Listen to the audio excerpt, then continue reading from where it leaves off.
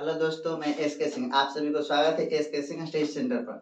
हम लोग क्या करेंगे, 10th में पूछे गए सारे बिहार बोर्ड के क्वेश्चन को बारी बारी से सॉल्व करेंगे। जैसा कि हम लोग जानते हैं कि पूछे गए जितना ही प्रीवियस क्वेश्चन है उसी में से क्या किया जाता है कि पूछा जाता है। हम लोग मैथ के 50 क्वेश्चन हम लोग करेंगे क्या, बारी बारी मैथ के जितने भी होंगे सारे ऑब्जेक्टिव पूछे गए सारे का हल करेंगे। बाकी बात साइंस का हो, सोशल साइंस का हो, संस्कृत का हो, उसके बाद क्या मैथ का, मतलब सारे हम लोग पांचों सब्जेक्ट में से सिर्फ इंग्लिश छोड़ के सारे क्वेश्चन ऑब्जेक्टिव को हम लोग हल करेंगे। अरे डेली डेली चेंज कर हम लोग। अभी जब तक आज तो फर्स्ट वीडियो है, आज हम 50 वीडियो का वीडियो बनाएंगे, मतलब 50 क्वेश्चन का। फिर अगले दिन से देखते हैं 20-20 क्वेश्चन सारे मिला के हम लोग 80 आता है 100 का क्वेश्चन का हल करेंगे। इस तरह से हम लोग बारी बारी से हल करेंगे। चालू किया जाए।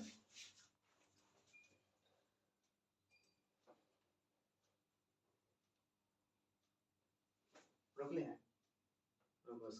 हाँ, तो हम लोग देखेंगे फर्स्ट क्वेश्चन क्या है। सबसे पहले जानकारी हम लोग लेते हैं। लिखता है निम्नलिखित में कौन से परिमेय संख्या, देखिए सबसे पहले परिमेय संख्या जानना जरूरी है, उसके बाद परिमेय और अपरिमेय दोनों होता है। परिमेय जानेंगे तो उसके बाद हम लोग पकड़ सकते हैं कौन सा परिमेय। देखिए होता क्या है, परिमेय का मतलब होता है क्या, पी बटे क्यू के रूप में होना चाहिए लेकिन q equal to not zero. P बटे क्यू के रूप में होना चाहिए लेकिन q equal to not zero. इसका मतलब हम लोग बचपन से समझते समझते ना, अभी तक समझ में आया ना समझ में आएगा, आप आइडिया लगाइएगा। जब भी रहेगा ऊपर p नीचे रहेगा q, सोचिएगा कि ऊपर वाला कोई नंबर है, नीचे में कोई जीरो नहीं होना चाहिए। किसी भी संख्या में जीरो से हम लोग डिवाइड नहीं कर सकते, अपरिभाषित हो जाता है। इसलिए हम लोग क्या करेंगे, p बटे q equal to net zero. इसका कहना है कि नीचे में कभी भी जीरो होना नहीं चाहिए, ताकि हम लोग इसको क्या करें, p बटे क्यू के रूप में। तो हम लोग जानते हैं क्या, किसी भी पूर्णांक को हम लोग क्या कहते हैं, परिमेय संख्या। तो परिमेय संख्या होने के लिए क्या होना चाहिए, एक से, देखो पूर्णांक मतलब क्या, एक से कितना रहेगा तो परिमेय संख्या कहलाएगा। जैसे 2 4 6 8 सब परिमेय संख्या, 1 2 3 5। तो इसमें कौन सा, देखिए √3 है, इसका पूरा मान नहीं होता है, तो इसको हम लोग √3/1 लिखेंगे, लेकिन इसका मान नहीं क्लियर होता है। तो किसी चीज को क्लियर होके यदि आएगा उसके बाद हम लोग समझेंगे ये परिमेय है। देखिए ये परिमेय नहीं है, ये भी परिमेय नहीं, ये भी परिमेय नहीं। तो एक बात और सुन लीजिए, यदि परिमेय संख्या के साथ क्या, परिमेय संख्या के साथ किसी भी संख्या को गुना किया जाए, किसी भी संख्या को जोड़ा जाए, किसी भी संख्या को घटाया जाए, तो अधिकतर वो संख्या क्या आता है, अपरिमेय। क्या आता है, अपरिमेय के साथ यदि जोड़ा जाए, अपरिमेय के साथ यदि गुना किया जाए, अपरिमेय के साथ यदि घटाया जाए, अपरिमेय के साथ यदि भाग दिया जाए, 90% कंडीशन में अपरिमेय संख्या ही आता है। ठीक है, √3 क्या है, अपरिमेय है। यहाँ √2, यहाँ देख रहा है √2 बटे √2। इसको ऐसे कर से √2 से √2 कट गया, बचा 2 को लिख सकते 1/2, मतलब क्या p बटे q के रूप में हो गया। q equal to not zero, मतलब q नहीं। इसका मतलब इसमें से पूछेगा कि बताइए कौन सा परिमेय संख्या है, तो बी नंबर क्या है, ऑप्शन सही। यहाँ देखिए अपरिमेय के साथ जुटा है, भी अपरिमेय, यहाँ अपरिमेय। इसका मान यदि निकल जाता, जैसे यहाँ पर √9 लिख के रखता, तो इसका वर्गमूल कितना, 3। तो हम लोग कह सकते हैं 3 क्या है, परिमेय संख्या। लेकिन ऐसा कहीं नहीं, ऑप्शन नंबर बी के अलावा कोई इसका ऑप्शन नहीं हो सकता। देखिए अब दूसरा नंबर क्वेश्चन क्या लिखता है, क्या कि किसी धनात्मक पूर्णांक a और b के लिए ए बी का मौस और ए बी का लसक क्या होगा। इसका कहने का मतलब है कोई संख्या है, जैसे दे के रखा है 2 और 4, इसका दे के रखा है। अब पूछता है क्या, ए बी मतलब क्या, मौस गुना लस। तो हम लोग एक नंबर जानते हैं क्या, क्या पहला संख्या दे दिया a, दूसरा दे दिया है b। तो ये दे के रखा है क्या, मौस मतलब क्या, HCF गुना में क्या है, LCM। इसका बराबर होता है क्या, फर्स्ट संख्या गुना में सेकेंड संख्या। तो इसी फार्मूला से ये बनेगा। तो एचसीएफ देखिए, पहला संख्या दिया ए, दूसरा दिया बी, तो इसको दिया मौस गुना लस निम्नलिखित में से किसके बराबर होगा। तो मौस गुना किसके बराबर होता है, पहला संख्या ए, दूसरा बी, तो फर्स्ट संख्या गुना सेकेंड संख्या, तो इसको ए भी लिख सकते थे। इस आधार पर हम लोग कहेंगे कि इसको सी नंबर ऑप्शन होगा। दो का कौन सा होगा, सी नंबर। चलिए दूसरा क्वेश्चन बढ़ाइए। देखिए इसमें कहता है घात एक वाला बहुपद कहलाता है। देखिए घात एक वाला, घात नहीं समझ में आता है, यहाँ देखिए जैसे लिखा है 2x² प्लस में 3x प्लस में 5 इक्वल टू 0। ये देखिए बहुपद है, बहुपद है, इसका मतलब क्या हुआ कि कितना, कौन सा बहुपद है। देखिएगा यदि चर के पावर यदि 2 है तो द्विघात कहलाएगा। क्या कहलाएगा, द्विघात। यहाँ देख रखा है चर के पावर यदि यहाँ पर 3 रहता, अधिक से अधिक, जैसे यहाँ 2 भी रहता, 3 भी, तो इसको अधिक वाला देखते, इसको क्या कहते, 3 है तो कहते त्रिघात। कुछ भी पावर ना रहे, तो कुछ भी नहीं रहे तो हम लोग समझते कुछ भी नहीं रहे इसका मतलब क्या है, एक से, जैसे 2x प्लस में 3 लिखा रहता, इसका कुछ नहीं तो एक है, तो इसको हम लोग कहते रेखिक। कहता है घात एक वाला बहुपद क्या कहलाता है, तो घात एक वाला रेखिक कहलाता है। घात 2 वाला क्या कहलाता है, द्विघात। घात 3 वाला क्या कहलाता है, बहु त्रिघात। ऐसे करके हम लोग बनाते। एक वाला पूछा था, हम लोग लगा के नहीं देते, रेखिक बहुपद है। अगला क्वेश्चन बना, त्रिघात बहुपद का सबसे व्यापक रूप कौन है? व्यापक मतलब सबसे अच्छा रूप कौन दर्शाता है? देखिए, इसके पावर अधिक से अधिक 2 है, इसका मतलब ये द्विघात हो गया। इसके पावर 4 है, इसका मतलब चरघात हो गया। त्रिघात है लेकिन सबसे बड़ा वाला को वैल्यू दिया जाता है। इसमें देखिए तो सबसे अधिक 2 1 भी है, 2 भी है, 3 भी है, तो 3 से आगे नहीं, इसका मतलब ये त्रिघात हो गया। चौथा में देखिए तो 2 2 है, इसका मतलब ऑप्शन नंबर सी होता है। ये द्विघात हो गया, ये त्रिघात हो गया, ये चार घात वाला हो गया, ये 2 घात हो गया। त्रिघात पूछ रहा था, व्यापक सबसे अच्छा रूप यही है, इसलिए कहते हैं ऑप्शन नंबर सी। 4 का ऑप्शन नंबर सी, इसको ऊपर किया जाए। देखिए उसके बाद क्या होता है कि यदि 5 नंबर क्वेश्चन, यदि साइन थीटा बराबर 3/4 तो कोस ए का मान क्या होगा? हम लोग जानते क्या है कि साइन थीटा को यदि लिखिएगा, किसको लिखिएगा? साइन थीटा को, तो इसका अनुपात आता है p/h। क्या आता है? p/h। p/h क्या आता है? p/h क्या आता है? p/h। तो सोचिए p के जगह कितना दे के रखा है? 3। p के जगह 3, h के जगह कितना है? 4। तो हम लोग जानते हैं p/h का मतलब क्या होता है कि p/h। तो p का मतलब 3, h का मतलब 4। तो अब देखिए हम लोग p दे के रखा है, h भी है, तो हम लोग क्या निकालना है? b। तो हम लोग जानते हैं क्या पाइथागोरस फार्मूला से कि यदि हम लोग को b निकालना होगा, क्या निकालना होगा? b। ये होता है √h² माइनस में p²। तो सोचिए h के जगह कितना दे है? तो 4k²। p के जगह कितना दे है? तो 3k²। 4k² लिखते हैं 16, 3k² लिखते हैं 9। तो 4 में से 16 में से यदि 9 घटाते कितना आता? √7। तो √7 हो गया। अब आपको पता हो गया b का मान। देखिए हम लोग को p हो गया पता, b हो गया, p और h दिया हुआ था और b भी पता हो गया। पूछता क्या है? तो कोस थीटा। क्या पूछता है? Cos theta. तो हम लोग जानते हैं कोस थीटा बराबर क्या होता है, तो हम लोग ऐसे लिख लेंगे, पाकिस्तान भूखा पड़ा बटे हिंदुस्तान हरा भरा। इसको कहते हैं साइन कोस टेन। इसके बाद साइन कोस टेन कोट से कोसेक। अभी क्या निकालना है? Cos theta. कोस बीच वाला, साइन के बाद कोस, तो b/h। b/h तो b/h लिख दीजिए। b का मान कितना लिखना था? √7। h का मान कितना है? 4। ये हो गया क्या? √7/4। ऑप्शन नंबर कहाँ है? √7/4। तो ये हो गया ऑप्शन नंबर डी। ऐसा क्वेश्चन बनाना था। चलिए अगला क्वेश्चन को बढ़ाइए। देखिए त्रिकोणमिति हम लोग पढ़ेंगे, हम विस्तार से त्रिकोणमिति का 8.1, 8.2, 8.3 सारे क्वेश्चन को हल करेंगे। लेकिन अभी फिलहाल समझ के याद रखिए, पाकिस्तान भूखा भरा बटे हिंदुस्तान हरा भरा, ये सारे डिटेल्स अलग बताया जाएगा, अभी आपको याद नहीं करा सकते। टेन थीटा बराबर क्या होता है? Tan theta. देखिए इसका क्या चलता है, इसका फॉर्मूला होता है 6 गो। कितना होता है? 6 गो। हम लोग जानते हैं क्या, ऐसे लिख सकते हैं sine theta 90, sine 90 minus theta, sine 90 minus theta बराबर क्या होगा? Cos theta. एगो होता है, इसी को इधर से लिख सकते हैं, कोस 90 माइनस थीटा बराबर क्या होगा? Sine theta. उसके बाद होता है टेन 90 माइनस थीटा बराबर क्या होगा? Cot theta. फिर इसी को लिख सकते हैं कोट 90 माइनस थीटा क्या होगा? तो कोट 90 माइनस थीटा बराबर हो जाएगा टेन थीटा। ठीक है, 2 4। एक होता है क्या कि सेक 90 माइनस थीटा क्या होगा? ये हो जाता है कोसेक थीटा। फिर होता है क्या? Cosec 90 minus theta, cosec 90 minus theta बराबर क्या होगा? ये हो जाएगा सेक थीटा। अब सोचिए कि टेन दे ले, तो टेन किसके बराबर लिखते हैं? टेन क्या होता है? Cot 90 minus theta. तो कोट 90 माइनस थीटा लगा के निकल गई। ये सारे 6 के 6 याद करना होगा। अभी आज ये दिया है, कल वो देगा, परसों ये देगा, इस तरह से बनाना। चलिए क्वेश्चन को आगे बढ़ाया जाए। देखिए बहुत अच्छा क्वेश्चन है। क्या पूछता है? किसी बिंदु की एक्स अक्ष से दूरी उस बिंदु का कहलाती है। बात को समझिए, हम लोग यदि ग्राफ पढ़े होंगे कभी थोड़ा सा भी 10%, तो इस तरह से आकृति बनता है, सबको पता है। इस अक्ष को कहते हैं हम लोग यहाँ से यहाँ तक को एक्स, इसको कहते हैं एक्स, इसको कहते हैं एक्स डैश, इसको कहते हैं वाई, इसको कहते हैं वाई डैश, ऐसा हम लोग कहते हैं। सोचिए किसी बिंदु की एक्स अक्ष से दूरी उस बिंदु का कहलाती है। क्या कहलाती है? तो एक्स अक्ष से, कौन अक्ष से? तो एक्स अक्ष यहाँ, एक एक्स अक्ष से ऊपर जाइएगा तो ये हम लोग देखिए एक्स अक्ष से दूरी कहलाता है, तो ये हो गया वाई। वाई को हम लोग कोटि कहते हैं। क्या कहते हैं? कोटि। तो एक्स अक्ष से क्या कहलाती है? तो कोटि कहलाती है। क्या कहलाती है? कोटि कहलाती है। ऑप्शन नंबर बी होना चाहिए। चलिए आगे बढ़ाइए। देखिए अब क्या देके रखा है, निम्नलिखित में से कौन सा वृत्त का क्षेत्रफल का सूत्र है? वृत्त का क्षेत्रफल मतलब क्या? एक होता है वृत्त का परिधि, एक होता है वृत्त का क्षेत्रफल। तो जब भी पूछेगा वृत्त का क्षेत्रफल, तो क्षेत्रफल क्या होता है? तो वृत्त का क्षेत्रफल होता है पाई आर स्क्वायर। कभी कभी परिधि दे के रखता है, तो परिधि जब देगा तो सोचिएगा परिधि होता है 2 पाई आर। अभी हम लोग को चर्चा करना है वृत्त के क्षेत्रफल से, तो परिधि को मिटा दिया जाए। क्षेत्रफल कहता है वृत्त के परिधि क्या है? तो पाई आर स्क्वायर। तो पाई आर स्क्वायर किधर है? ऑप्शन नंबर सी होना चाहिए, क्वेश्चन नंबर 6। अगला देखिए। संचय बारंबारता वक्र कहलाता है। क्या कहलाता है? संचय बारंबारता वक्र कहलाता है। देखिए संचय बारंबारता वक्र, ये कहानी पढ़ने के लिए आपको क्या कहलाता है? संचय बारंबारता वक्र। तो संचय बारंबारता जब पढ़िएगा तो वक्र होता है 14.1, 14.2, इसी में किसी जगह एक है संचय बारंबारता निकालना, तो ये कहलाता है त्वरण। क्या कहलाता है? त्वरण। जैसे देखिए 20 और 40 के बीच में, तो इसके बीच में क्या है? 20 का अंतर, इसको कहते हैं त्वरण। क्या कहलाता है?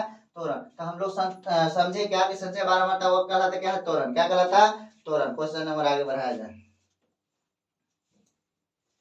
यूक्लिड विभाजन एल्गोरिथम क्या कहता है? यूक्लिड विभाजन एल्गोरिथम धनात्मक पूर्णांकों में से निम्नलिखित में से किसे परिकलित करने का तकनीकी है। तो यूक्लिड विभाजन से हम लोग क्या निकालते हैं? तब जब हम लोग 1.1 पढ़ेंगे तो यूक्लिड विभाजन एल्गोरिथम का प्रयोग करके हम लोग निकालते हैं मौसा। क्या निकालते हैं? मौसा। मौसा को ही हम लोग कहते हैं HCF, ये होता है हायर कॉमन फैक्टर। एलसीएम का मतलब होता है लोअर कॉमन मल्टीपल। तो ऐसे हम लोग निकालते हैं। एचसीएफ निकालते हैं। एचसीएफ को हम लोग क्या कहते हैं? मौसा। तो ऑप्शन नंबर बी होना चाहिए। कौन सा होना चाहिए? बी होना चाहिए। दूसरा क्वेश्चन देखिए क्या आ रहा है। कहता है क्या देखो प्रथम 5 पूर्ण संख्याओं का माध्य कौन होगा। माध्य का मतलब क्या होता है? बीच वाला। क्या होता है? बीच वाला। माध्य निकालना, देखो माध्य का मतलब होता है बीच वाला, माध्य मतलब होता है औसत। माध्य मतलब क्या होता है? औसत, मतलब एवरेज निकालना है। तो प्रथम 5 पूर्ण संख्या, सबसे पहले समझिए कि पूर्ण संख्या क्या होता है। एक होता है पूर्ण संख्या, एक होता है प्राकृतिक संख्या, एक होता है पूर्णांक। तो सबसे पहले देखिए जब भी बोलेगा प्राकृतिक संख्या, कौन संख्या बोलेगा? प्राकृतिक संख्या। तो सोचिएगा 1 2 3 4 5 ऐसे करके जहां तक जा सके। जब बोलेगा पूर्ण संख्या, क्या बोलेगा? पूर्ण संख्या, तो जीरो को शामिल कर लिया जाता है। तो इसको एग्जाम्पल में गिनती की संख्या को प्राकृतिक संख्या और गिनती की संख्या के साथ यदि जीरो को शामिल कर लिया जाता है उसको कहते हैं हम लोग पूर्ण संख्या। अब पूर्ण संख्या में यदि निगेटिव नंबर को भी मिला लिया जाए, किसको? पूर्ण संख्या के साथ यदि -1 0 1 2 3 इधर -2 इस तरह से मिला ले तो इसको कहते हैं पूर्णांक। अभी चर्चा हुआ है प्रथम 5 पूर्ण संख्या था। पूर्ण संख्या कहां से स्टार्ट होगा? जीरो से। कहां से स्टार्ट होगा? जीरो से। तब 5 को लिखिए और उसको जोड़ के 2 भाग दे दीजिए। तो प्रथम 5 पूर्ण संख्या तो लिखते पहला 1, दूसरा में क्या लिखते?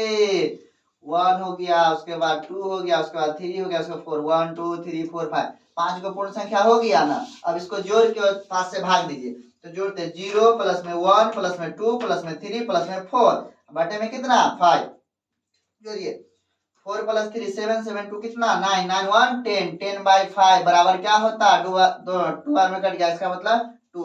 तो इसमें ऑप्शन कौन सा होता? B number. Option number B होता है। आगे बढ़ाइए।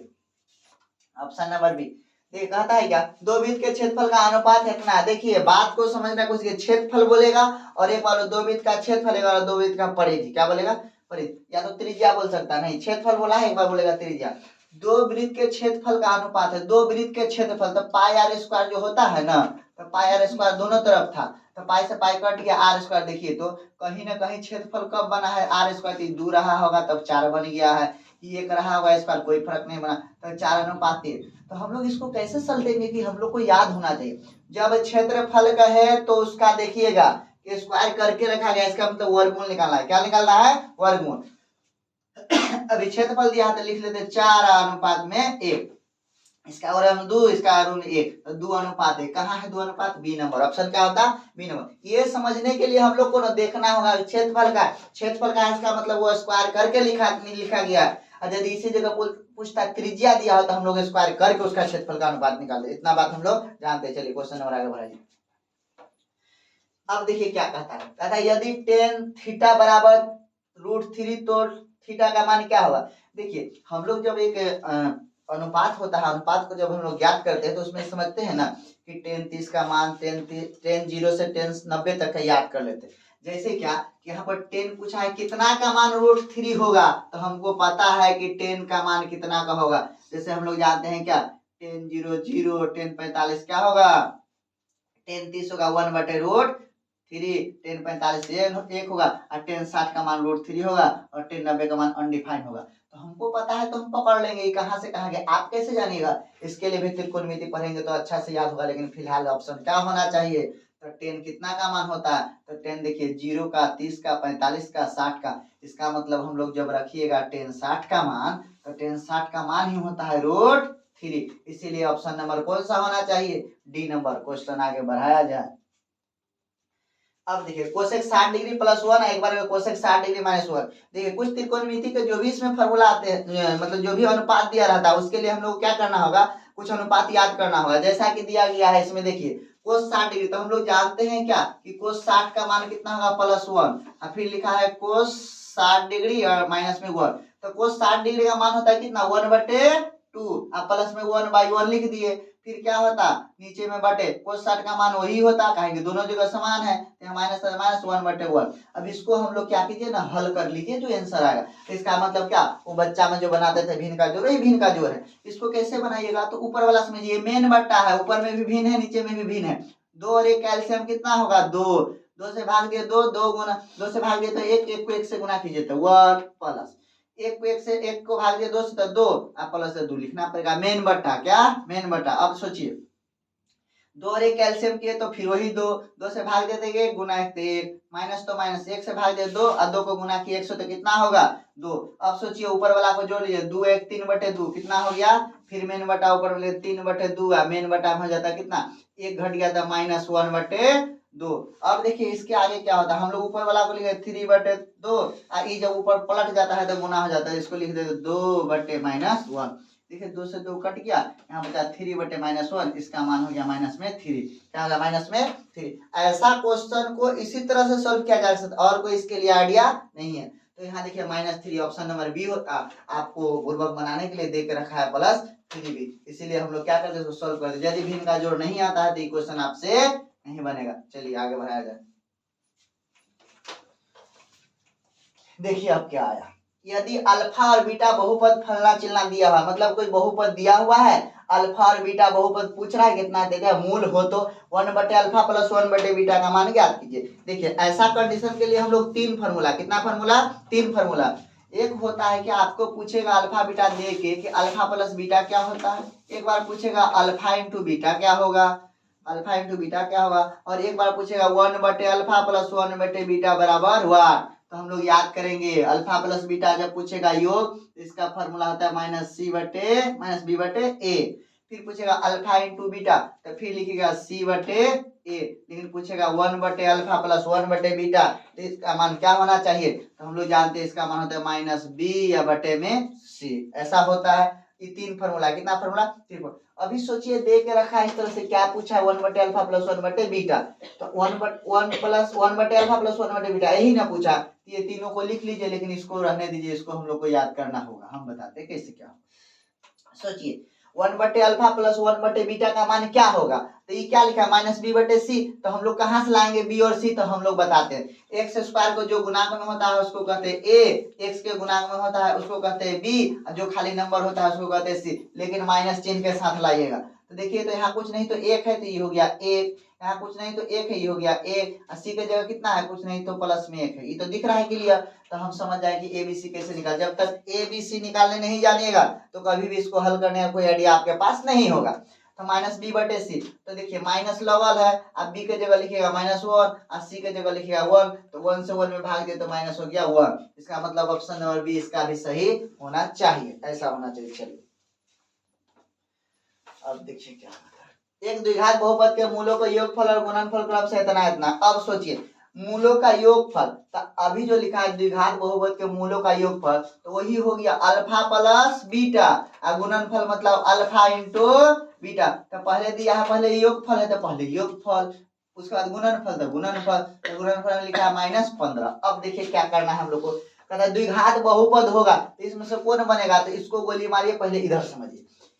द्विघात बहुपद क्या होगा, तो द्विघात बहुपद का सूत्र है, जब दे के रखे योग है एक बार गुणनफल, तो इसका फॉर्मूला है, क्या फॉर्मूला है, x² माइनस में alpha plus beta x plus alpha × beta, ऐसा कंडीशन में होता है, ऐसा ही होता है। अब हम लोग क्या करेंगे, x² को लिख लिए, माइनस में लिख लिए, अल्फा और प्लस बीटा का मान क्या है 2, बगल में x प्लस अल्फा × बीटा का मान क्या है, तो इधर लिखते हैं -15 बराबर में 0, यह भी 0 होता। अब सोचिए x² तो ठीक ही है, इसको गुना करते 2 गुना x, 2 गुना x तो 2x, इधर माइनस तो हो जाता है 2x, ऐसा होता प्लस माइनस तो -15 बराबर 0। देखिए इसको थोड़ा सा नीचे या ऊपर कीजिए क्वेश्चन को, तभी तो समझ में आएगा। क्वेश्चन को नीचे ऊपर कीजिए, x² - 2x - 15 बराबर 0, तो ऐसा समीकरण कहाँ है, तो इसमें देखिए x² - 2x माइनस में 15, यही समीकरण मतलब क्या, और क्वेश्चन नंबर कौन सा होगा, ऑप्शन नंबर डी सही होगा। आगे बढ़ाइए। कहता है बिंदु Q से किसी वृत्त की स्पर्श रेखा की लंबाई 24 सेंटीमीटर और केंद्र से Q की दूरी 25 सेंटीमीटर है। तो वृत्त के क्या कहता है, कहता है वृत्त की क्या, तो पता नहीं वृत्त की क्या, वृत्त की त्रिज्या क्या होगी, वृत्त की त्रिज्या क्या होगी, तो त्रिज्या क्या होगा हम आराम से आपको समझ। देखिए कहता है क्या कि बिंदु Q से किसी वृत्त की स्पर्श रेखा की लंबाई 24 सेंटीमीटर, तो Q कहीं बाहर है, वृत्त कहीं अंदर है, तो ये वाला बना है क्या, क्या बना है वृत्त, और यहाँ लिख लिए बिंदु जिसका नाम क्या है Q, क्या है इसका नाम Q। सोचिए Q से किसी पर स्पर्श रेखा खींचेगा तो इस तरह से जाएगा, तो इस तरह से कैसे सेंटीमीटर देके रखा है 24 सेंटीमीटर लिख लिए। तो Q से क्या कहता है कि Q से किसी वृत्त की स्पर्श रेखा की लंबाई 24 सेंटीमीटर, फिर कहता है Q से और केंद्र से Q की दूरी 25 सेंटीमीटर, तो केंद्र कहीं होगा, इसका दूरी कितना है 25 सेंटीमीटर। वृत्त की त्रिज्या का है, वृत्त की त्रिज्या यही ना होगा। हम लोग देखिए जब भी किसी त्रिभुज जब भी किसी वृत्त पर स्पर्श रेखा पर केंद्र से त्रिज्या डाला जाता है तो 90 डिग्री कोण बनता है, कितना कोण बनता है 90 डिग्री। तो E कहलाता है H, E कहलाता है B, E कहलाता है P। तो सोचिए हम लोग निकालना है P, तो P बराबर लिख सकते थे H स्क्वायर माइनस में B स्क्वायर, H स्क्वायर और माइनस में H स्क्वायर माइनस में B स्क्वायर।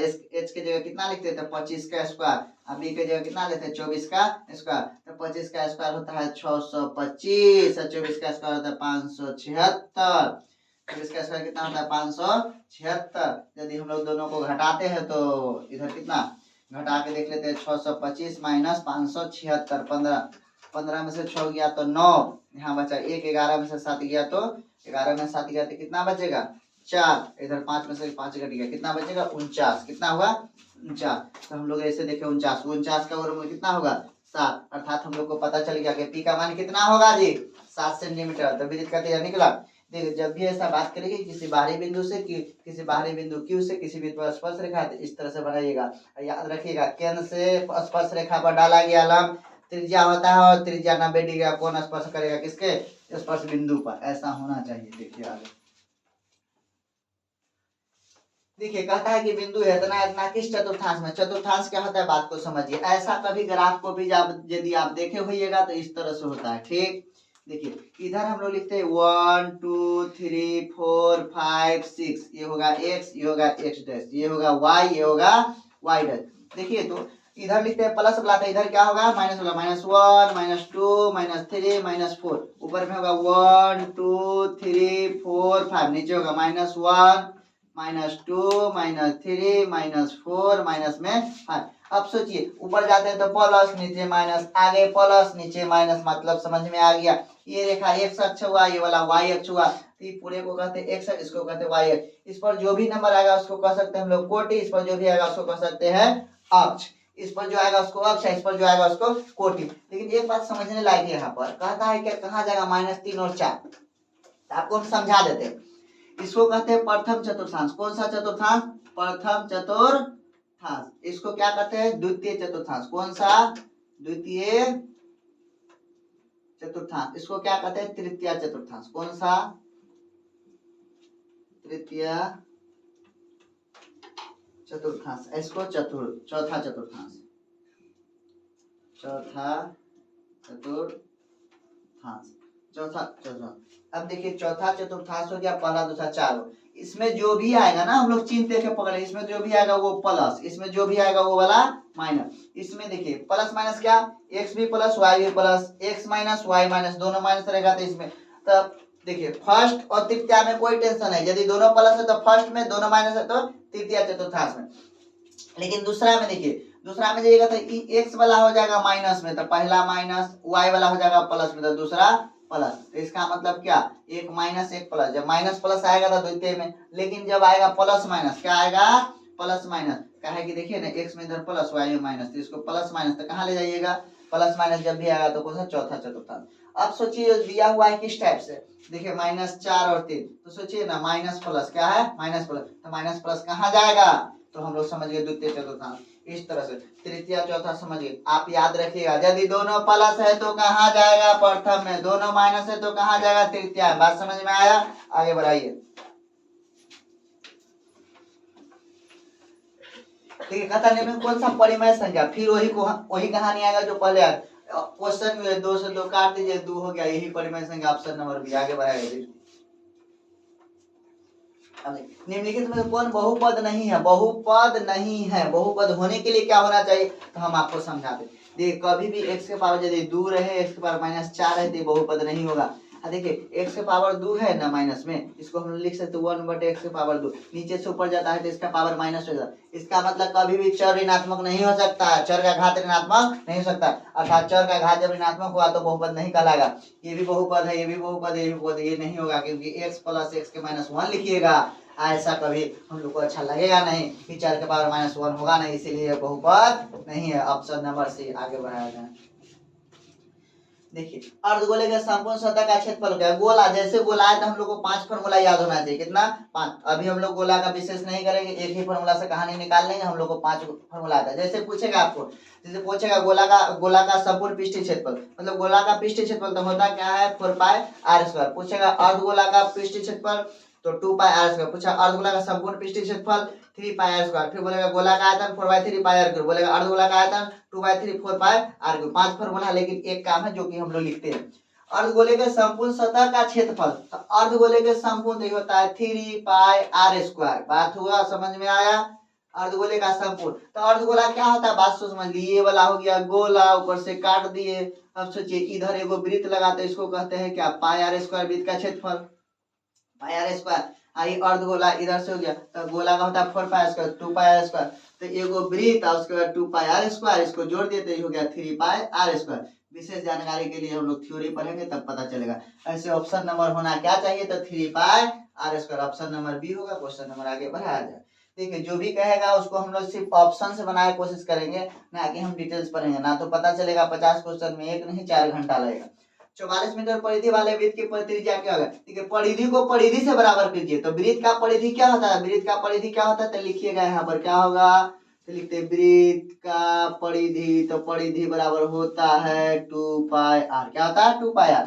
वृत्त का परिधि दे के कितना रखा है? दे के रखा है 44, लिख दिए। अब सोचिए इधर लिखते 2πr बराबर 44, तो 2 को लिखे, पाई की जगह कितना होता है तो 22/7, और आर पता नहीं, आर है तो ज्ञात करना है तो आर। अब देखिए ना इधर से करते हैं हम लोग, इसको उस पार लेके चाहिए। आर बराबर लिखे 44, इधर 2 गुना था तो इधर हो गया भाग में, इधर था भाग में तो ये हो गया गुना में, इधर हो गया 22 ऊपर गुना में था तो नीचे भाग में। लेकिन उतना टेंशन क्यों लेते हैं, ऐसे हम लोग लेके चले जाएंगे। पहले 2 को लिए, गुना है तो नीचे भाग हो गया, 22/7 था तो इसको गुना कर दिया हमेशा 7/22 से। कितना से? 22 से। 2 से कटाए तो हो गया 22 दूना 44, 22 से 22 कहानी खत्म। आर बराबर कितना? 7। ये हो गया ऑप्शन। ऑप्शन नंबर देखिए 7 कहाँ है? बी। ऑप्शन नंबर बी हो गया आंसर। आगे बढ़ाया जाए।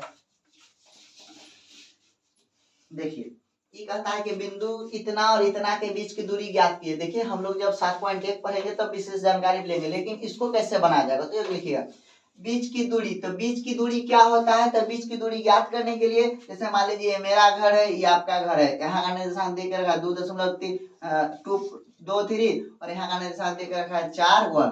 देखिए होता क्या है, पहला वाला को x दूसरा को y, पहला वाला को x दूसरा को y, पहला को x दूसरा तो x1 x2 y1 y2। इसका एक फॉर्मूला है दूरी सूत्र लगा के, क्या लिखते हैं x2 - x1 का whole square plus y2 - y1 का होल स्क्वायर।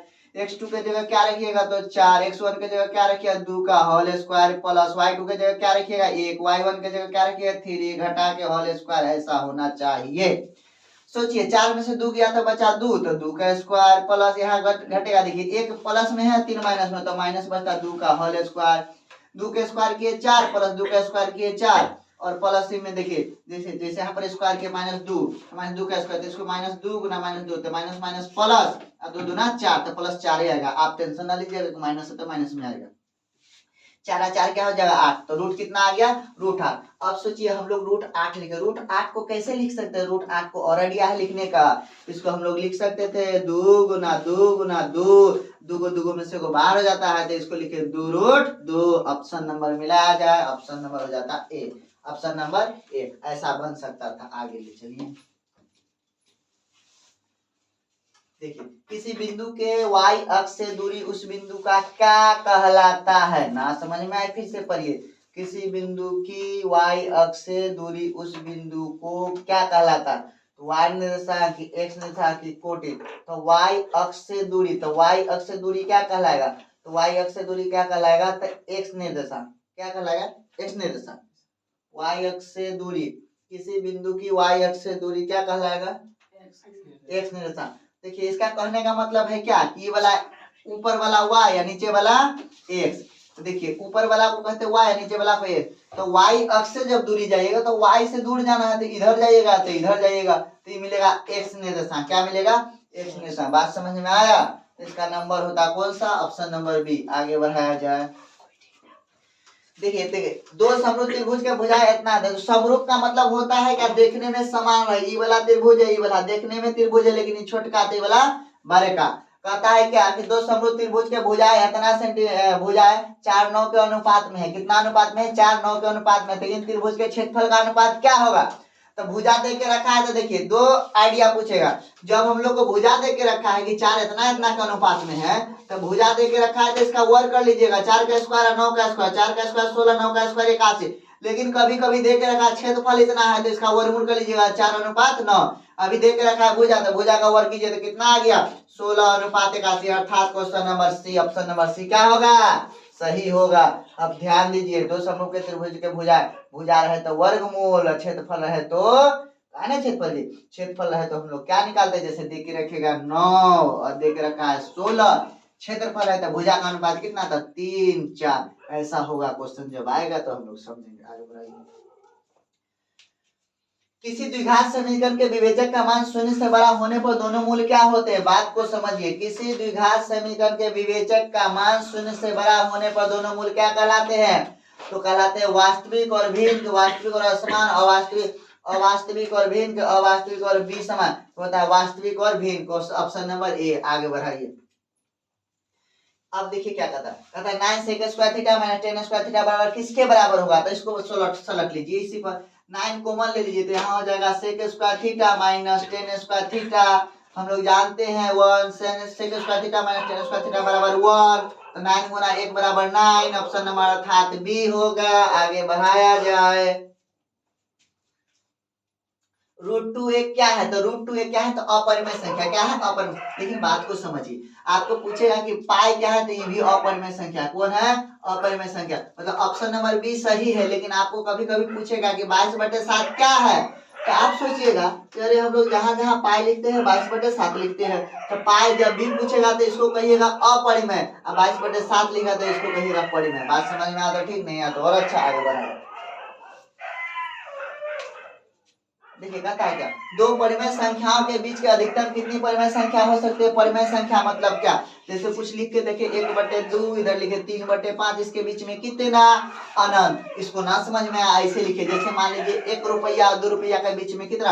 हम लोग कह सकते 1 रुपया 1 पैसा, 1 रुपया 2 पैसा, 1 रुपया 3 पैसा। इसी तरह से बहुत सारा अनंत बिंदु बीच में हम लोग खोज सकते हैं। इसीलिए पूछेगा क्या? दो परिमेय संख्या के बीच के बिंदु कितना? अनंत। क्या होगा? अनंत। आगे बढ़ाया जाए। कौन रैखिक बहुपद का व्यंजक है? रैखिक बहुपद का व्यंजक है। देखिए द्विघात वाला है तो द्विघात, 3 है तो त्रिघात। मतलब अधिक जितना घात रहे उसको हम लोग पकड़ते हैं। इसमें 1 भी है 2 भी है। ये देखिए पहला नंबर तो बहुपद नहीं हुआ क्योंकि इधर ऊपर जाकर तो मामला गड़बड़ कर देगा।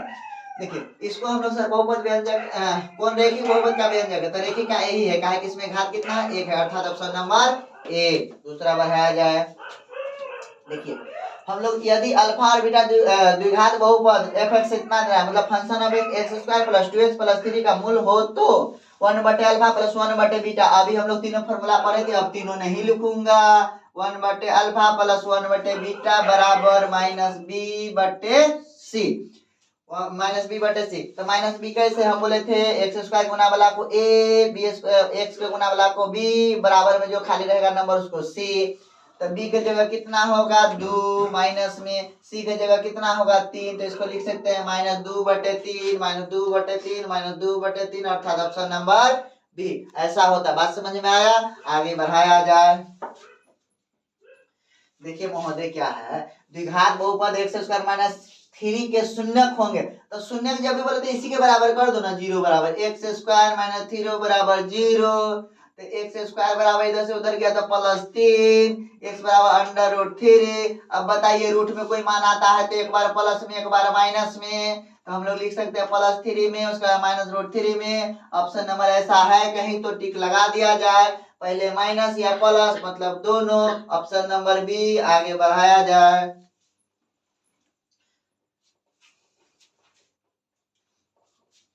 देखिए अब क्या करना है। वृत्ताकार पथ पर 3 धावक एक ही स्थान से दौड़ना प्रारंभ करते हैं तो एक चक्कर लगाने में क्रमशः 3 घंटे, एक चक्कर लगाने में 3 घंटे व 4 घंटे और 8 घंटे का समय लगता है। तो तीनों को प्रस्थान बिंदु पर पुनः मिलने पर कितना समय लगेगा? ना समझे, फिर से समझिए। एक वृत्तापथ रास्ता है, तीनों यहाँ से प्रारंभ करता है। एक वो दौड़ता है तो उसको लगता है कितना समय? उसको 3 घंटा लगता है। एक रनिंग आया 3 घंटा लग गया। दूसरा क्या है? 4 घंटा लगाता है। कितना लगाता है? 4 घंटा। और तीसरा क्या है? तो 8 घंटा। सोचिए, जिसका रफ्तार बेसी उसका समय कम, जिसका रफ्तार कम उसका समय बेसी। तो तीनों अब पूछेगा कि तीनों पुनः एक साथ कब मिलेंगे? तो कुछ ना करना है, तीनों का एलसीएम निकाल के बैठ जाना है, आंसर यही हो जाना है। तो ऐसे सोचते एलसीएम कैसे? 2 से लगेगा क्या? लगेगा, यहाँ होता 4, यहाँ होता 2, फिर 2 से लगेगा क्या? तो लगेगा 2 से 2 बार में, 2 से 1 बार में, इधर हो गया लगेगा। देखिए अब इसको क्या करते हैं? 2 गुना 2 गुना 2 गुना 3, 2 दूना 4, 4 दूना 8, 8 3 24, एलसीएम कितना हो? 24। अर्थात वह 24 घंटे के बाद आपस में सभी क्या होते? मिल जाते।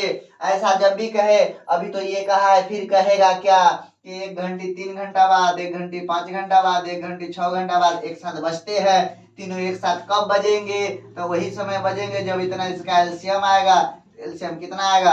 कुछ ना कट रहा है, 3 5 15, 15 15 छके 90, तो 90 घंटा हो जाएगा। तो 90 मिनट, मिनट में रहेगा तो मिनट, इसका मतलब 1.5 घंटा के बाद बजेंगे। कोई टाइम दे के रखेगा, कहेगा 8 बजे बजा था, तो पुनः दोबारा कब बजेंगे? तो 90 मिनट मतलब 1.5 घंटा, इसका मतलब 9:30 में बजेंगे। ऐसा कहानी आएगा तो विस्तार से समझेंगे। ऐसा एलसीएम निकाल लेना होता है।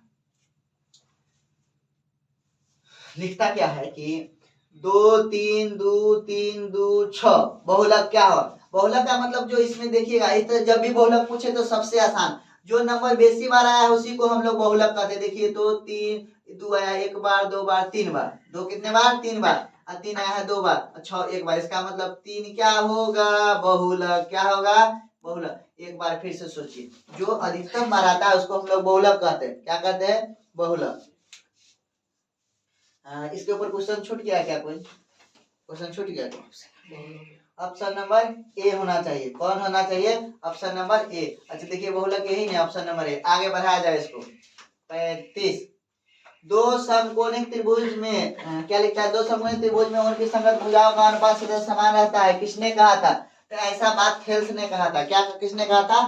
थेल्स ने। इसको टिक लगाइए। आगे इसका विस्तार पढ़ने के लिए थ्योरी पढ़िए, तब समझ में आएगा। बुक को पढ़ना जरूरी है। आगे बढ़ाइए। क्वेश्चन नंबर 36, बिंदु ए मतलब बिंदु ए का इतना है, बिंदु बी इतना है, को मिलाने वाली रेखाखंड को मध्य बिंदु क्या कहलाए? देखिए मध्य बिंदु हेतना और हेतना को मिलाने वाली रेखा के मध्य बिंदु, तो यहाँ लिखते ए, तो ए का है 4.5 निर्देशांक, इसका निर्देशांक क्या? 6.5। बीच में मिलाने वाली रेखा का निर्देशांक होता है ऐसे। कैसे होता है? x1 प्लस x2 बटे 2, लिखते y1 प्लस y2 बटे 2। देखिए इसको कहते x1 x2, y1 y2। इसको लिखते 4 प्लस में 6 बटे 2, 5 प्लस में 5 बटे में 2, तो 6 4 10 बटे में 2 बराबर 5, 5 5 10 बटे में 2 बराबर 10 बटे में 2 बराबर कितना? 5। ये हो गया 5 5 5 5। तो ये कौन है? 5 5, यहाँ बी। ऑप्शन नंबर बी होता है 36। Option number B. आगे बढ़ाया जाए। यदि किसी वृत्त की त्रिज्या आधी कर दी जाए तो पुराने तथा नए वृत्त के परिधि का अनुपात क्या होगा? देखिए वृत्त के परिधि का अनुपात मतलब परिधि निकालना। आधे कर दिए जाए, सोचिए ना कि पहले हमारे पास कोई वृत्त था, उसका त्रिज्या था 4 सेंटीमीटर। कितना था? 4। आधा कर दे तो पहले 4 था, तो अब कितना होगा? 2, तब ना आधा होगा जी। पहले 4 था तो पहले उसके बाद क्या होगा? 2। इसका मतलब वृत्त को छोटा कीजिए, तब भी समझ में आएगा। आकृति भी देखेगा कि अच्छा 2 किए तो बड़का ना हो गया। सोचिए पहले 4 था, अब कर दिया 2। यदि किसी वृत्त की त्रिज्या आधी कर दी जाए तो पुराने तथा नए वृत्त की त्रिज्या, तो पुराना वाला 4, तो छोटा वाला नया वाला कितना हो गया? 2। तो परिधि मतलब 2 पाई आर, 2 पाई आर। आर की जगह कितना लिखिएगा? तो पुराने वाला था 4 और 2 पाई आर, और नया वाला कितना था? 2। तो ये जो था 2 पाई आर की जगह 2। देखिए 2 से 2 कट गया, पाई से पाई कट गया। अब क्या होता? तो क्या होता था? 4:2। तो पूछ रहा है क्या? नया का पुराना से? तो पुराना तथा नए वृत्त का अनुपात, तो पुराना वाला था 4 तो हो गया 4, नए का वाला हो गया 2। अनुपात मतलब वही हो जाता 4:2। कहाँ है 4:2? ऐसा कहीं ऑप्शन है ही नहीं, मतलब मामला गड़बड़ है। देखिए इसको कटाते, 2 से कटा 1 बार में, 2 से कटा 2 बार में, इसका मतलब 2:1। कौन सा होता? 2:1। 1। कौन सा? 2:1 का साथ भी। आगे चलिए। अनुपात मतलब भाग, भाग मतलब अनुपात। किसी घटना की प्रायिकता नहीं हो सकती। देखिए बात को समझिए, 0 और 1 के बीच घटना। प्रायिकता मतलब क्या? कल वर्षा होगी, घटना हो सकता है। कल वर्षा होगी या नहीं होगी, आधा आधा। आधा आधा मतलब 1/2 मतलब 0.5। तो पूछेगा कि कोई घटना किसके किसके बीच हो सकता है? 0 और 1 के बीच। किसके किसके बीच? 0 और 1 के बीच घटना हो सकता नहीं। किसी भी घटना के जानने के लिए हम लोग 0 और 1 के बीच घटना ही जानते हैं। तो देखिए इसमें से कौन 0 बीच 1 के बीच नहीं? 0 ठीक है, 1 भी ठीक है, 0.2 भी ठीक है। देखो 20 पैसा है, तो 0 1 के बीच में 20 पैसा है। लेकिन -1 इधर हो जाएगा, ये घटना नहीं होगा। अर्थात ऑप्शन नंबर डी गलत है। बाकी बात सही है, इसलिए हम लोग का ऑप्शन नंबर डी गलत सही कहला। ऑप्शन नंबर डी होगा कि घटना प्रायिकता नहीं हो सकती। आगे बढ़ाइए। 38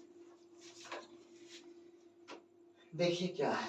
यदि कहता है √2 कोसेक थीटा बराबर 1 हो तो थीटा का मान क्या होगा? तो इसको ऐसे थोड़ा समझने का कोशिश कीजिए कि कोस थीटा बराबर 1/√2।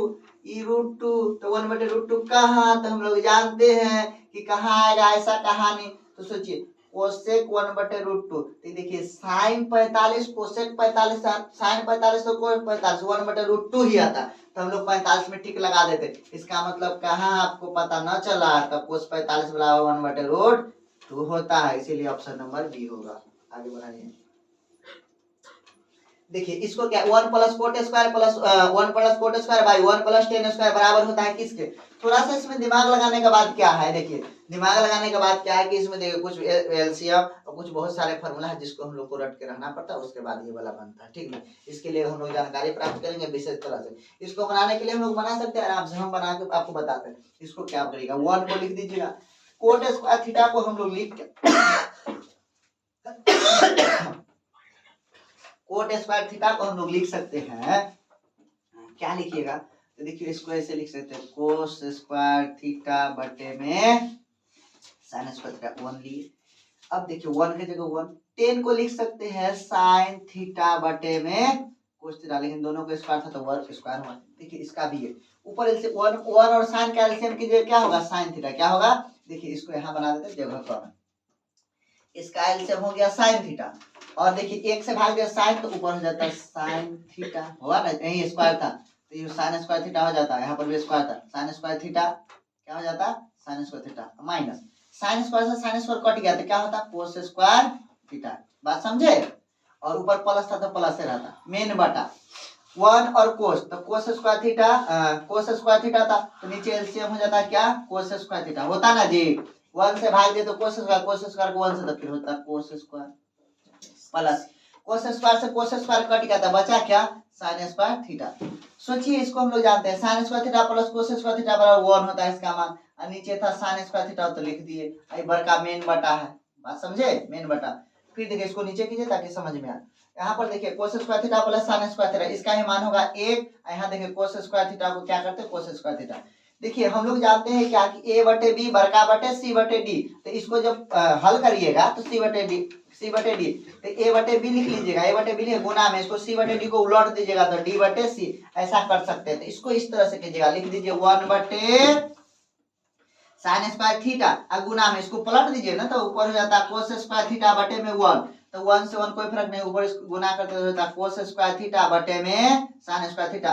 कोस बटे साइन होता है कोट, कोस बटे साइन होता है कोट स्क्वायर लगा से स्क्वायर थीटा, इसका मतलब कोट स्क्वायर थीटा होता है। इसका ऑप्शन कहीं दिख रहा है? Option number C. यह बनाने के लिए आपको इससे पहले 8.1 का जानकारी लेना होगा, उसके बाद ये ऑप्शन बनेगा। अब आप लोग कहीं ना कहीं पढ़ ही लिए होइएगा 8.1। अभी तो 2 से 3 महीना बचा है, इसमें हम लोग क्या करेंगे? ऑब्जेक्टिव जितने भी क्वेश्चन बैंक में पूछे गए सारे को हल करेंगे। कल से आऊंगा डेट के साथ, कब का कौन है आप पढ़ के रहिएगा, उसका हल करूंगा। देखिए 41, यदि अल्फा और बीटा द्विघात समीकरण का मूल है, अल्फा बीटा द्विघात समीकरण का मूल है तो कहते 1 बटे अल्फा प्लस 1 बटे बीटा का मान क्या होगा? ऐसा क्वेश्चन अधिक बार पूछा जाता है। कहीं पूछेगा alpha into beta, alpha plus beta, एक बार योग, एक बार गुणनफल, एक बार पूछेगा क्या 1 बटे अल्फा प्लस 1 बटे बीटा। ऐसा को हल करने के लिए बहुत आराम का आइडिया।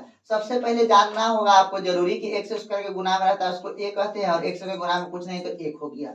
एक्स के गुना में रहता है उसको बी कहते हैं, एक्स के गुना में कुछ नहीं दिख रहा है तो उसको 1 लिख दिए। यहाँ जो नंबर में खाली नंबर है उसको करते हैं हम लोग सी, क्या कहते हैं? सी, लेकिन चिन्ह के साथ -2 हो गया। जैसे इतना बात जानेगा तो आप पता हो जाएगा।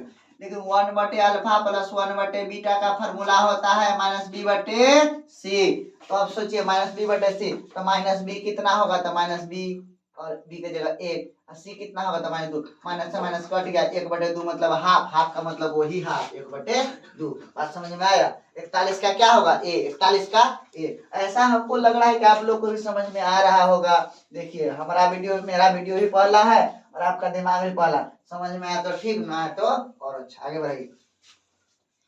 यदि बहुपद कहता है, यदि बहुपद px इतना इतना फंक्शन के शून्य अल्फा बीटा हो तो ए बी का मान क्या हो। ए बी का मतलब अल्फा इंटू बीटा का मान क्या होगा। तो हम लोग आपको बताए थे कि alpha plus beta, alpha into beta, 1/अल्फा 1/बीटा सबका मान बताया था।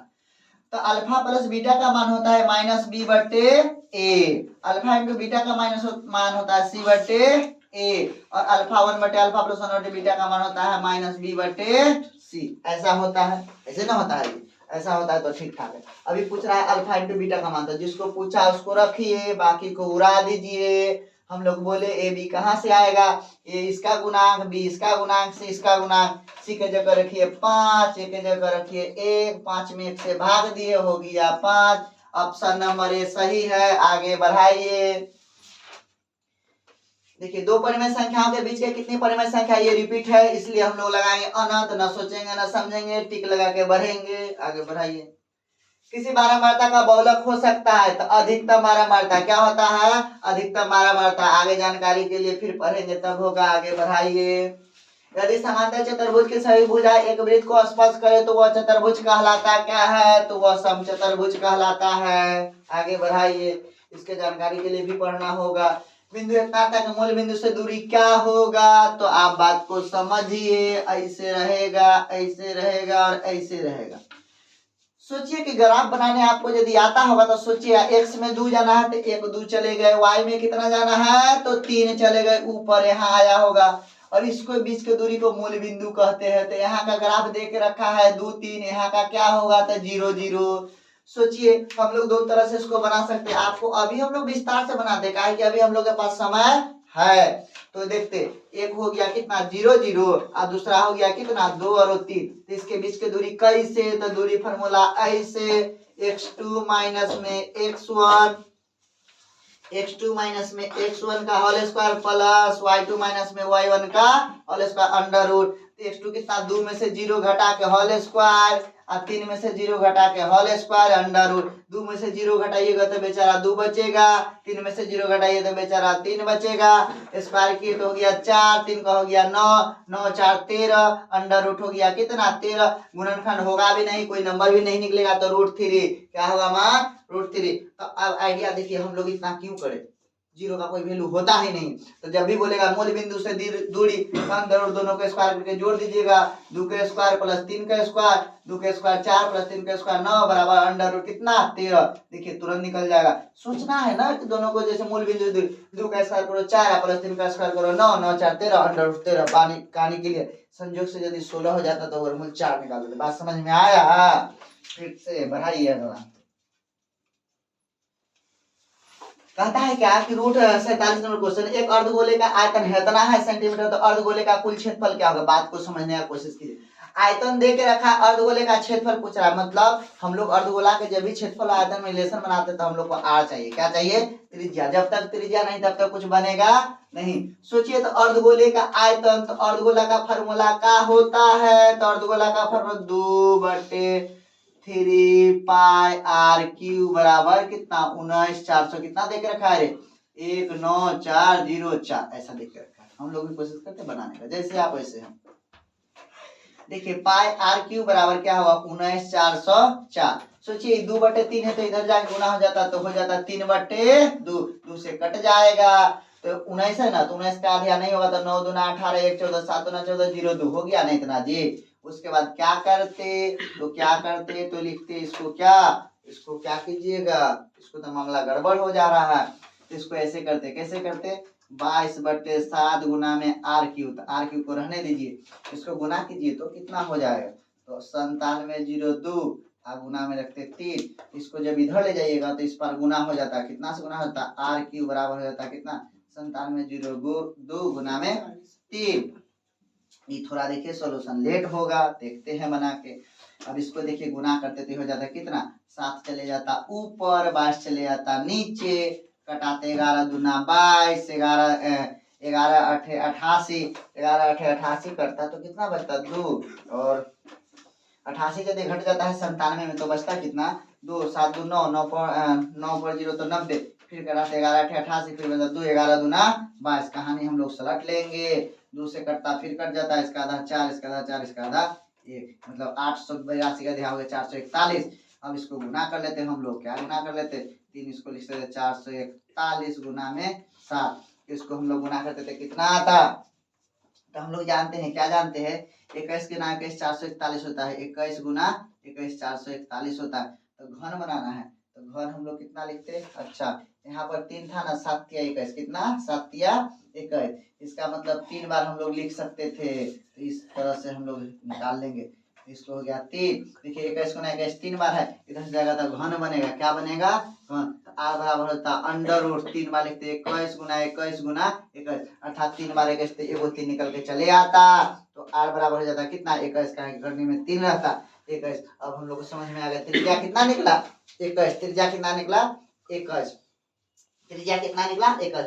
अब अर्धगोले का कुल क्षेत्रफल, तो अर्धगोला का कुल क्षेत्रफल तो होता है 3 pi R square, 3 pi R square, 3 की जगह 3, 22/7, आर की जगह कितना, तो आर की जगह 21 गुना 21, 7 से कटा दिए 3 बार में गुना कर लीजिए, तो ये हो जाता कितना, 3 को 3 से गुना किए 9, इसको गुना कर लीजिए थोड़ा, 21 तिया कितना हो जाता, 20 तिया 60, 63, इधर कितना हो जाता है 20 तिया 60, फिर गुना करना पड़ेगा तभी तो बनेगा 63, इसको गुना कीजिए तो 21 गुना 3 60 और 3 63, ये दोनों हो गया 63, इधर कितना होता 3 गुना 6, 3 गुना 6 66, तो इसको गुना कीजिए जो आएगा वही आंसर, 6 3 18 के 8 हाथ में 6 6 36, 36 और 1 37 का 7 बाकी का 3, फिर से एक बार मामला गड़बड़ हो जा रहा है, मल्टीप्लाई 6 3 18 के 8 हाथ में 6 6 36, 36 1 37 का 7 बाकी का 3,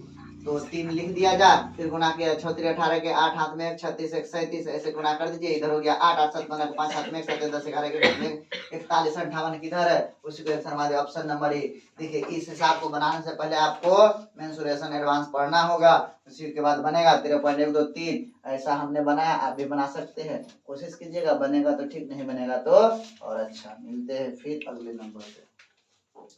निश्चित घटना की प्रायिकता क्या होगा, हम लोग 100 बार समझे, किसी भी घटना होने के लिए 1 और 0 के बीच में आएगा, किसके किसके बीच में, 0 और 1 के बीच में आएगा, तो निश्चित घटना की प्रायिकता पूछा है, और अनिश्चित पूछेगा तो देखा जाए, निश्चित घटना मतलब 1 और अनिश्चित मतलब 0, घटना नहीं होने की प्रायिकता 0 और होने की प्रायिकता 1, बोलेगा कि बताइए कल आइएगा या नहीं, यदि दुविधा में है तो 1/2, आएंगे तो 1 और नहीं आएंगे तो 0, बात समझ में आया तो ठीक, नहीं आया तो और अच्छा, फिर अगले एपिसोड में मिलेंगे। निकालिए अगला नंबर, एक क्वेश्चन है जिसको हम लोग सलट लेते हैं, देखिए थोड़ा सा 1 + tan स्क्वायर थीटा बराबर 1, तो हम लोग को पहले से जानना होगा क्या कि एक फार्मूला होता है sec square theta minus tan square theta बराबर 1, तो यहाँ पर लिखा है 1 प्लस, तो इसको उधर लेके चल जाएंगे, तो ऐसे लिखा है sec स्क्वायर थीटा बराबर 1 + tan स्क्वायर थीटा, माइनस में था उधर प्लस हो गया, तो यही देख के रखा है किसके बराबर होगा, तो sec स्क्वायर थीटा के बराबर, मतलब ऑप्शन नंबर ए, ऊपर बढ़ाया जाए 50 को, देखिए 1/√3 किसका मान होगा, तो 1/√3 किसका मान होगा, सब दिया है, साइन है, कोट है, टेन है, अब पता करना होगा कि किसका मान होगा। अब कैसे पता होगा, तो हम ट्राई करते हैं बारी बारी से। 1/√3 मान किसका होगा, तो 1/√3 मान टेन में हम लोग को याद है, टेन या तो कोट का होगा, साइन में कभी आएगा नहीं, टेन में कैसे आएगा, तो देखिए, अच्छा देखिए तो टेन दे के रखा है पाई, पाई का मतलब होता है कितना, पाई का मान 180/6, 6 3 18, 30, 33 का मान कितना 1/√3 बन गया। सबको कटा के देखिएगा, आप नहीं समझ में आया तो ऐसे सोचिएगा कि यहाँ पर दे है कोट, इसको लिख सकते हैं कोट 180/3, कितना है 3, इधर से क्या है गुना करते तो ये मामला तो नहीं हो रहा, इसको देखिएगा 180/6, तो 6 से कटा तो 30 बार में 10, 30 का मान होता है 1/√3, 1/√3 ऑप्शन नंबर कौन होगा, सी। आगे कहानी हम लोग आगे करेंगे, फिर मिलेंगे अगले एपिसोड में, तब तक के लिए अलविदा।